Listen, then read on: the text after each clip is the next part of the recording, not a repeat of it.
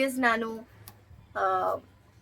ಈ ಬುಕ್ಕನ್ನು ತೋರಿಸಿದೆ ಅಲ್ಲ, ಲಕ್ಷಾಧಿಪತಿಯ ಗುಣಲಕ್ಷಣಗಳು ಅಂತ. ಅದರಲ್ಲಿ ಆ ಬುಕ್ಕಲ್ಲಿ ಇವತ್ತು ನಾನು ಏನು ತಿಳ್ಕೊಂಡೆ ಅನ್ನೋದನ್ನು ಎಕ್ಸ್ಪ್ಲೇನ್ ಮಾಡ್ತೀನಿ. ಸೊ ಓದುವಾಗ ಗಾಳಿ ಎಲ್ಲ ಡಿಸ್ಟರ್ಬೆನ್ಸ್ ಆಗಬಾರ್ದು ಅಂತ ನಾನು ಯೂಸ್ ಮಾಡ್ತಾ ಇದ್ದೀನಿ ಪಾಟ್ರಾನಿಕ್ಸ್ದು ಮೈಕ್.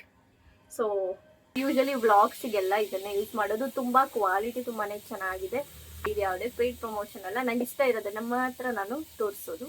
ಇದರಲ್ಲಿ ಮೈಕ್ ಅಂಡ್ ಕನೆಕ್ಟ್, ಇದನ್ನ ಕನೆಕ್ಟ್ ಮಾಡಬೇಕು ಫೋನಿಗೆ, ಹಾಗೆ ಈ ಮೈಕನ್ನು ವೇರ್ ಮಾಡಬೇಕು.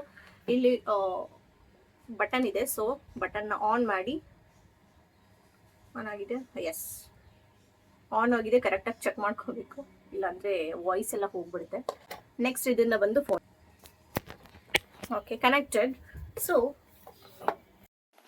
ಸೊ ಇದ್ರ ಬಗ್ಗೆ ಇವಾಗ ನಾನು ಏನ್ ತಿಳ್ಕೊತೀನಿ ಅನ್ನೋದನ್ನ ಎಕ್ಸ್ಪ್ಲೇನ್ ಮಾಡ್ತಾ ಹೋಗ್ತೀನಿ. ಇವತ್ತಿನ ಟಾಪಿಕ್ ರಂಗಸ್ವಾಮಿ ಸರ್ ಅವರು ಸಖತ್ತಾಗಿ ಎಕ್ಸ್ಪ್ಲೇನ್ ಮಾಡಿದ್ದಾರೆ. ಅಂಡ್ ಈ ವಿಡಿಯೋನ ಅಕಸ್ಮಾತ್ ಆಗಿ ಅವ್ರು ಏನಾದ್ರು ನೋಡಿದ್ರೆ ತುಂಬಾನೇ ಖುಷಿ ಪಡ್ತಾರೆ. ಯಾಕೆಂದ್ರೆ ನಾನು ಅವರ ವರ್ಡ್ಸ್, ಅವ್ರು ಏನ್ ಸ್ಪೀಚ್ ಕೊಡ್ತಾರೆ ಅದರಿಂದ ತುಂಬಾನೇ ಇನ್ಸ್ಪೈರ್ ಆಗಿ ಈ ಬುಕ್ ಅನ್ನ ನಾನು ಪರ್ಚೇಸ್ ಮಾಡಿದೆ. ಓದೋಣ ಹೇಗಿರುತ್ತೆ ಏನು ಅಂತ. ತುಂಬಾನೇ ಡಿಸ್ಟರ್ಬೆನ್ಸ್ ಮನೆಯಲ್ಲಿ, ವಿಡಿಯೋ ಮಾಡಕ್ಕೆ ಎಷ್ಟು ಕಷ್ಟ ಆಗುತ್ತೆ ನನಗೆ. ಅದ್ರ ಮಧ್ಯೆನೂ ನಾನು ಎಲ್ಲಾದು ನನ್ನ ಏನೇನ್ ಮಾಡ್ತೀನಿ ಎಲ್ಲಾನು ಡೈಲಿ ಬ್ಲಾಗ್ಸ್ ಅಲ್ಲಿ ತೋರ್ಸೋಣ ಅಂತ ಅನ್ಕೋತೀನಿ. ಏನಾದ್ರೂ ಒಂದು ಡಿಸ್ಟರ್ಬೆನ್ಸ್ ಇದ್ದೇ ಇರುತ್ತೆ, ಬೇಜಾರಾಗುತ್ತೆ, ಬಟ್ ಏನು ಮಾಡಕ್ಕಾಗಲ್ಲ, ಅಡ್ಜಸ್ಟ್ ಮಾಡ್ಕೊಬೇಕು. ಸೊ ಅದ್ರಲ್ಲಿ ಇವತ್ತು ನಾನು ಏನ್ ತಿಳ್ಕೊತೀನಿ ಅಂತ ಹೇಳ್ತೀನಿ. ಮನುಷ್ಯನ ಹಣೆ ಬರಹ ಬರೆಯುವುದು ಕಾರಣ ಮತ್ತು ಪರಿಣಾಮ. ಏನು ಓದಿ ತಿಳ್ಕೊತೀನಿ ಅನ್ನೋದನ್ನ ಜಸ್ಟ್ ನಾನು ಈ ವಿಡಿಯೋದಲ್ಲಿ ತೋರಿಸ್ತೀನಿ. ಸಿಂಪಲ್ ಆಗಿ ಏನ್ ಗೊತ್ತಾ, ಈ ಬುಕ್ಕಲ್ಲಿ ನಾವು ಏನ್ ಕೆಲ್ಸ ಮಾಡ್ತೀವಿ ಅನ್ನೋದ್ರ ಮೇಲೇನೆ ಅದ್ರದ್ದು ರಿಸಲ್ಟ್ ಡಿಸೈಡ್ ಆಗುತ್ತೆ ಅಂತ. ಅರ್ಥ ಆಯ್ತಾ ನಿಮ್ಗೆ? ಈಗ ನಾವೇನು ಕೆಲ್ಸನೇ ಮಾಡದೇ ಇದ್ರೆ ಅದರಿಂದ ಏನಾದ್ರು ರಿಸಲ್ಟ್ ಬರ್ತಾ? 0% ರಿಸಲ್ಟ್. ಅದೇ ನಾವೇನಾದ್ರೂ ಎಫರ್ಟ್ ಹಾಕಿ ಒಂಚೂರು ಟ್ರೈ ಮಾಡ್ದ ಅಂದ್ರೆ ಅಟ್ಲೀಸ್ಟ್ ಒಂದು 10% ರಿಸಲ್ಟ್ ಬರ್ಲಿ, ಅದು ಕೂಡ ಒಂದು ರಿಸಲ್ಟೇನೆ.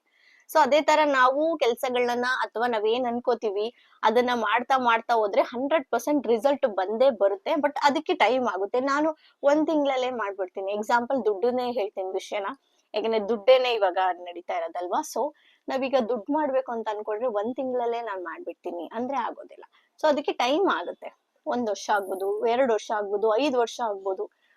ಸೊ ಅದಕ್ಕೆ ವೆಯ್ಟ್ ಅಂದ್ರೆ ತಾಳ್ಮೆ ಮೇನ್ ಇಂಪಾರ್ಟೆಂಟ್. ತಾಳ್ಮೆ ಇರ್ಬೇಕು. ಹಾಗೆ ಮಾಡೋ ಕೆಲಸದಲ್ಲಿ ಏನ್ ಹೇಳ್ತೀವಿ, ಶ್ರದ್ಧೆ ಇರ್ಬೇಕು. ಓಕೆ, ಕೊನೆಯ ಫಲಿತಾಂಶ ಅಥವಾ ಎಂಡ್ ರಿಸಲ್ಟ್ ಅಂತ ಏನ್ ಕರಿತೀವಿ, ಅದು ನಾವು ಏನನ್ ಕರಿತೀವಿ ಅದು ಆಕಸ್ಮಿಕ ಆಗಲ್ಲ. ಯಾವತ್ತೂ ಅದು ಆಕಸ್ಮಿಕ ಆಗೋದಿಲ್ಲ. ಅದು ನಿಗದಿತ ಕೆಲಸವನ್ನು ಪದೇ ಪದೇ ಬೇಸರವಿಲ್ಲದೆ ನಿಗದಿತ ಫಲಿತಾಂಶ ಸಿಗುವವರೆಗೂ ಮಾಡುವ ಕ್ರಿಯೆ. ಸೊ ಒಂದ್ ಕೆಲಸ ಮಾಡ್ತೀವಿ ಅಂದ್ರೆ ನಾವು ಬೋರ್ ಆಗುತ್ತೆ ನಮ್ಗೆ ಅದ್ರಿಂದ. ಇದನ್ನೇ ಮಾಡ್ಬೇಕಾ, ಡೈಲಿ ಇದೆ ರೋಟೀನ್ ಅಂತ ನಮ್ಗೆ ಬೋರ್ ಆಗ್ಬೋದು. ಬಟ್ ಅದ್ರಿಂದಾನೇ ನಮ್ಗೆ 100% ರಿಸಲ್ಟ್ ಬರೋದು. ಸೊ ನಮ್ಗೆ ವಿಷಯಗಳು ಇನ್ಸ್ಪಿರೇಷನ್ ಕೊಡೋಕೆ, ಇನ್ಸ್ಪೈರ್ ಆಗಕ್ಕೆ ಏನೇನ್ ಮಾಡಬಹುದು. ಸೊ ನನ್ಗೆ ಇನ್ಸ್ಪೈರ್ ಆಗ್ತಿಲ್ಲ, ಬೆಳಗ್ಗೆ ಎದ್ದ ತಕ್ಷಣ ನನ್ಗೆ ಇಂಥ ಕೆಲಸ ಮಾಡಕ್ ಆಗ್ತಿಲ್ಲ, ಡೈಲಿ ಅದೇ ಮಾಡಿ ಮಾಡಿ ಬೋರ್ ಆಗ್ತಿದೆ ಅಂತ ಹೇಳೋರ್ಗೆ ಸರ್ ಇಲ್ಲಿ ಬೆಸ್ಟ್ ಎಕ್ಸಾಂಪಲ್ಸ್ ಕೊಟ್ಟಿದ್ದಾರೆ. ಏನಂದ್ರೆ, ನಿಮ್ಮ ರೂಮ್ ಏನಿದೆ ಅಲ್ಲಿ, ಅಥವಾ ಕಂಪ್ಯೂಟರ್ ಇದ್ರೆ, ಲ್ಯಾಪ್ಟಾಪ್ಸ್ ಇದ್ರೆ, ಫ್ರಿಡ್ಜ್, ಇಲ್ಲಾಂದ್ರೆ ಎಲ್ಲಿ ಕಾಣಿಸುತ್ತೆ ನೀವು ಡೈಲಿ ಎಲ್ಲಿ ಜಾಸ್ತಿ ನೋಡ್ತಾ ಇರ್ತೀರಾ ಅಲ್ಲೆಲ್ಲ ನೀವ್ ಏನ್ ಮಾಡ್ಬೇಕು ಅನ್ನೋದನ್ನ ಬರ್ಕೊಳ್ಳಿ. ಸೊ ನಾನು ಕೂಡ ಡೈಲಿ ಏನ್ ಮಾಡ್ಬೇಕು ಅನ್ನೋದನ್ನ ನನ್ನ ಬುಕ್ಕಲ್ಲಿ ಇಲ್ಲಾಂದ್ರೆ ನನ್ನ ಶೀಟ್ಸ್ ಅಲ್ಲಿ ನಾನು ಡೈಲಿ ಬರಿತೀನಿ. ಬರೆಯೋದು ನನ್ಗೊಂದು ಬೆಸ್ಟ್ ಏನ್ ಹೇಳ್ತಾರೆ ಕಲೆ ಅಂತ ಹೇಳ್ಬೋದು. ನಾನು ಏನೇ ಅನ್ಕೊಂತೀನಿ ಅಥವಾ ಏನ್ ಮಾಡ್ಬೇಕು ನೆಕ್ಸ್ಟ್ ಅಂತ ಅನ್ಕೋತೀನಿ ಅದನ್ನೆಲ್ಲ ನಾನು ಬರ್ಕೊಂತೀನಿ. ನೈಟು ನಂಗೆ ಅದೇನೇ ಕೆಲ್ಸ. ನೈಟ್ ನಾನು ತುಂಬಾನೇ ಆಕ್ಟಿವ್ ಆಗಿರ್ತೀನಿ. ಐ ಡೋಂಟ್ ನೋ ಯಾಕೆ ಅಂತ, ಬಟ್ ನೈಟ್ ಟೈಮ್ ನನಗೆ ತುಂಬಾನೇ ವಿಷಯಗಳು ಓಡ್ತಾ ಇರುತ್ತೆ. ಹೀಗ್ ಮಾಡ್ಬೇಕು, ಹೀಗ್ ಮಾಡ್ಬೇಕು, ಹಾಗ್ ಮಾಡ್ಬೇಕು ಅಂತ. ಅದ್ರ ತಕ್ಕಂಗೆ ನಾನು ಅವಾಗನೇ ಬರ್ಕೊಂತೀನಿ ಏನ್ ಮಾಡ್ಬೇಕು, ಏನೇನ್ ಬ್ಯಾಲೆನ್ಸ್ ಇದೆ ಮಾಡೋದಕ್ಕೆ ಅನ್ನೋದನ್ನ. ಸೊ ಡೈಲಿ ನಾನು ಆತರ ಬರ್ಕೊಂತೀನಿ, ತೋರಿಸ್ಬಿಡ್ತೀನಿ. ಅಂಡ್ ಇದು ನನ್ನ ಮ್ಯಾನಿಫೆಸ್ಟೇಷನ್ ಪೆನ್. ಡೈಲಿ ನಾನು ಏನ್ ಮ್ಯಾನಿಫೆಸ್ಟ್ ಮಾಡ್ತೀನಿ ಅದನ್ನ ಬರೆಯುವಂತ ಪೆನ್. ಇದನ್ನ ನಾನು ಯಾರಿಗೂ ಕೊಡಲ್ಲ. ನೀವು ಮ್ಯಾನಿಫೆಸ್ಟ್ ಮಾಡ್ತಾ ಇದ್ರೆ ಬುಕ್ ಅಲ್ಲಿ ಅಥವಾ ಪೇಪರ್ ಅಲ್ಲಿ ಬರೆದು ನೀವು ಹಾಕ್ತಾ ಇದ್ರೆ ಸಪರೇಟ್ ಆಗಿ ಅದನ್ನ ಪೆನ್ನ ಯಾರಿಗೂ ಕೊಡಕ್ ಹೋಗ್ಬೇಡಿ. ಇದು ನಾನು ಡೈಲಿ ನಾನು ಏನ್ ಮಾಡ್ತೀನಿ, ಏನೇನ್ ಮಾಡ್ಬೇಕು, ನೆಕ್ಸ್ಟ್ 1 ಮಂತ್ಗೆ ಏನ್ ಮಾಡ್ಬೇಕು, ನೆಕ್ಸ್ಟ್ ನಾಳೆಗೆ ಏನ್ ಮಾಡ್ಬೇಕು, ನೆಕ್ಸ್ಟ್ ವೀಕ್ಗೆ ಏನ್ ಮಾಡ್ಬೇಕು ಅನ್ನೋದನ್ನ ಮಾಡ್ತೀನಿ. ನನ್ನ ಕೆಲಸಗಳನ್ನ ನಾನು ಲಿಸ್ಟ್ ಮಾಡ್ಕೊಳ್ಳುವಂತದ್ದು. ಸೊ ಅದನ್ನ ಇವರು ಕೂಡ ಹೇಳಿರೋದು, ನೀವ್ ಏನೇನ್ ಮಾಡ್ತೀರಾ ಅನ್ನೋದನ್ನ ನೀವು ಲಿಸ್ಟ್ ಮಾಡ್ಕೊಳ್ಳಿ ಅಂತ. ಎಲ್ಲೆಲ್ಲಿ ಕಾಣುವಂತಹ ನೀವು ರೆಗ್ಯುಲರ್ ಆಗಿ ನೋಡುವಂತಹ ಸ್ಥಳಗಳಿರುತ್ತೆ ಮನೆ ಒಳಗಡೆ, ಅಲ್ಲೆಲ್ಲಾನು ಬರ್ದಿಟ್ಕೊಳ್ಳಿ. ನಾನು ಈ ತರ ಮಾಡ್ಬೇಕು. ಬರೀ ಬರ್ದಿಟ್ಕೊಳ್ಳೋದಲ್ಲ, ಅದನ್ನ ನೋಡ್ತಾ ಇದ್ರೆ ನಮ್ಗೆ ಇದು ಮಾಡಿಲ್ಲ, ಇದು ಬ್ಯಾಲೆನ್ಸ್ ಇದೆ ಅಂತ ನಿಮ್ಗೆ ಅದು ಇನ್ಸ್ಪಿರೇಷನ್ ಆಗುತ್ತೆ. ಈಗ ನೀವೇ ಪ್ರಶ್ನಿಸಿಕೊಂಡು ನೋಡಿ, ಹಿಡಿದ ಕೆಲಸದಲ್ಲಿ ಬಯಸಿದ ಫಲಿತಾಂಶ ಸಿಗದೆ ಹೋದರೆ ನಾವು ನಿರಾಶರಾಗುತ್ತೇವೆ. ಇದರ ಸಹವಾಸ ಸಾಕು ಎಂದು ಬೇರೊಂದು ಪ್ರಯತ್ನಕ್ಕೆ ಕೈ ಹಾಕುತ್ತೇವೆ. ಪ್ರಾಮಾಣಿಕತೆ ಇರಲಿ ಅಂದ್ರೆ ಅರ್ಥ ಏನಂದ್ರೆ ಡೆಡಿಕೇಶನ್. ಸೊ ನಿಮ್ಮಲ್ಲೂ ಕೂಡ ಇದೇ ತರ ಡೆಡಿಕೇಶನ್ ಇರ್ಬೇಕು. ಡೆಡಿಕೇಶನ್ ಖಂಡಿತವಾಗನು ನಿಮ್ಮ ಕೆಲಸನ ಹಿಡಿದ್ರೆ ನೀವು ಖಂಡಿತ ಮಾಡೇ ಮಾಡ್ತೀರ ಎಲ್ಲ. ಬಟ್ ಸ್ವಲ್ಪ ನಿಮ್ಮ ಮೈಂಡ್ ಸೆಟ್ ಅಂತ ಏನಿದೆ ಅದನ್ನ ನೀವು ಸ್ವಲ್ಪ ಚೇಂಜ್ ಮಾಡ್ಕೋಬೇಕು. ಅಂದ್ರೆ ನಾನು ಚೇಂಜ್ ಮಾಡ್ಕೊಂತೀನಿ. ಸೊ ನೀವು ಕೂಡ ಚೇಂಜ್ ಮಾಡ್ಕೊಳ್ಳಿ. ಏನ್ ಹೇಳ್ತಾ ಇದ್ದೆ, ಈಗ ಎಕ್ಸಾಂಪಲ್ ನೀವು ಇಲ್ಲಿ ರೂಮ್ ಅಲ್ಲಿ ಬರ್ದು ಹಾಕಿರ್ತೀರ ಚೀಟಿಲಿ, ನಾನು ಇಂಥದ್ ಮಾಡ್ಬೇಕು, ಈ ವಾರ ಇಂಥದ್ ಮಾಡ್ಬೇಕು ಅಂತ. ಬಟ್ ನೀವು ಅದನ್ನ ಮಾಡೋದಿಲ್ಲ.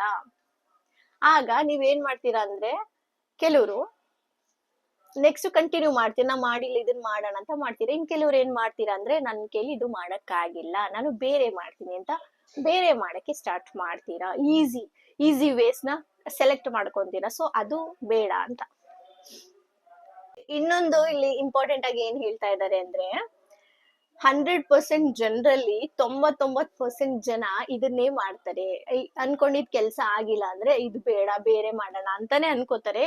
ಕೇವಲ 1% ಅಷ್ಟು ಜನ ಮಾತ್ರ ಇದನ್ನ ಹಿಡಿದು ಕೆಲ್ಸನ ಸಾಧನೆ ಮಾಡ್ತಾರೆ. ಸೊ ಅವ್ರಿಗೇನೆ ಸಕ್ಸಸ್ ಸಿಗೋದು ಅಂತ ಇಲ್ಲಿ ಹೇಳ್ತಾ ಇದ್ದಾರೆ. ಸೊ ಇದು ಟ್ರೂ. ಓಕೆ, ಹಿಡಿದ ಕೆಲಸ ಬಯಸಿದ ಫಲಿತಾಂಶ ಕೊಡುವವರೆಗೂ ದುಡಿಯಬೇಕು. ದಣಿವಿನಲ್ಲೂ ದೃಢತೆ ಕಳೆದುಕೊಳ್ಳಬಾರದು. ನಾವ್ ಅನ್ಕೊಂಡಿದ್ದನ್ನ ಮಾಡೋವರೆಗೂ, ಅದು ಆಗೋವರೆಗೂ ಅದ್ರ ಮೇಲೆ ಎಫರ್ಟ್ಸ್ ಇಂದ ನಾವು ಕೆಲ್ಸಗಳನ್ನ ಮಾಡ್ತಾ ಹೋಗ್ಬೇಕು. 1 ವರ್ಷ ಆಗೋಯ್ತು ನಾನೇನು ಮಾಡಿಲ್ಲ, 1 ತಿಂಗಳಾಗೋಯ್ತು ನಾನೇನು ಮಾಡಕ್ ಆಗಿಲ್ಲ, ಸ್ಟೇಟಸ್ ಹಾಕಕ್ ಆಗಿಲ್ಲ, ಇವು ಇನ್ಸ್ಟಾಗ್ರಾಮು ವಾಟ್ಸಪ್ ಅಲ್ಲೆಲ್ಲ ನನ್ ಏನು ಸ್ಟೇಟಸ್ ನನಗೆ ಸಿಗ್ತಾ ಇಲ್ಲ, ಏನಕ್ ಬೇಕು? ಬೇರೆಯವ್ರನ್ನ ಮೆಚ್ಚೋದನ್ನ ಫಸ್ಟ್ ಬಿಟ್ಬಿಡಿ. ನಾನು ಅದೇ ಹೇಳೋದು, ಬೇರೆಯವ್ರನ್ನ ಮೆಚ್ಚಿಸ್ಬೇಡಿ. ಇದರಿಂದ ಯೂಸ್ಫುಲ್ ಆಗ್ತಾ ಇದ್ಯಾ, ನೀವು ಉದ್ಧಾರ ಆಗಕ್ ಏನಾದ್ರೂ ಮಾಡ್ಬೇಕಾ, ಅವಾಗ ಸ್ಟೇಟಸ್ ಹಾಕೊಳ್ಳಿ. ಅದ್ರ ಬದಲು ನಾನು ಜನಗಳು ನನ್ನನ್ನ ಮರ್ತು ಬಿಡ್ತಾರೆ, ನಾನು ಏನೋ ಒಂದ್ ಸ್ಟೇಟಸ್ ಹಾಕೋಣ ಆ ತರ ಇರಕ್ ಹೋಗ್ಬೇಡಿ. ಸೊ ಜನಗಳನ್ನ ಮೆಚ್ಚೋದನ್ನ ಫಸ್ಟ್ ಬಿಟ್ಬಿಡಿ. ಸೊ ನಮ್ಗೆ ಕೆಲ್ಸ ಆಗೋವರೆಗೂ ಅದನ್ನ ಬಿಡ್ಬೇಡಿ ಅಂತ ಹೇಳ್ತಾ ಇದ್ದಾರೆ ಇಲ್ಲಿ. ಸೊ ಇವತ್ತು ಇಷ್ಟು ಸಾಕು ಅಂತ ಅನ್ಕೋತೀನಿ. ತುಂಬಾನೇ ಇನ್ಸ್ಪಿರೇಷನ್ ಬುಕ್. ನೀವು ಕೂಡ ತುಂಬಾನೇ ಡೀಟೇಲ್ ಆಗಿ ತಿಳ್ಕೊಬೇಕು ಅಂತ ಹೇಳಿದ್ರೆ, ರಂಗಸ್ವಾಮಿ ಮೂಕನಹಳ್ಳಿ ಸರ್ ಬರ್ದಿರೋದು ಲಕ್ಷಾಧಿಪತಿಯ ಗುಣಲಕ್ಷಣಗಳು. ಸೊ ಇದೇ ತರಾನೇ ಇರುತ್ತೆ ಲಕ್ಷಾಧಿಪತಿಯ ಗುಣಲಕ್ಷಣಗಳು. ಕಾಮನ್ ಪೀಪಲ್ಸ್ಗೂ ರಿಚ್ ಪೀಪಲ್ಸ್ಗೂ ಇದೇನೇ ಡಿಫ್ರೆನ್ಸ್ ಇರೋದು. ನೆಕ್ಸ್ಟ್ ಈ ಬುಕ್ ಅಲ್ಲಿ ಇನ್ನು ಏನೇನ್ ಮಾಹಿತಿ ಇದೆ ಅಂತ ತಿಳ್ಕೊಳ್ಳೋಣ ನೆಕ್ಸ್ಟ್ ವಿಡಿಯೋದಲ್ಲಿ. ಇವತ್ತಿಗೆ ಈ ಬುಕ್ ನ ವಿಷಯ ಸಾಕು ಅಂತ ಅನ್ಕೋತೀನಿ.